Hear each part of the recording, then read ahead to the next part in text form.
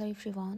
এই exclusive party মেকওভারটা শেষ করার পর আমার প্রচন্ড ক্ষুধা পেয়েছে। ভাবলাম একটু ফ্রাইড রাইস করে নেই। পছন্দের খাবারের তালিকার মধ্যে আমার ফ্রাইড রাইসটাও কিন্তু পড়ে। আমি যতটুকু ভাত না খেতে পারি তরকারি দিয়ে মেখে, তার থেকেও বেশি খেতে পারি আমি চিলি চিকেন, তারপরে ফ্রাইড রাইস আর চিকেন ফ্রাই। এই তিনটা খাবার আমি খুব বেশি বেশি খেতে পারি। আমাকে যদি কেউ 3 বেলা ফ্রাইড রাইস করে দেয় তো আমি 3 বেলায় ফ্রাইড রাইস খেতে পারবো, আমার কোনো সমস্যা হবে না। প্লেট ভর্তি খাবার নিয়ে বসে পড়েছি, দেখতেই পাচ্ছেন কতগুলো খাবার। এগুলো যে আমি কয়েক মিনিটের মধ্যে শেষ করে দিতে পারি, অথচ এতগুলো ভাত নিয়ে যদি বসি অন্তত 3 ঘন্টা সময় লাগবে খেতে।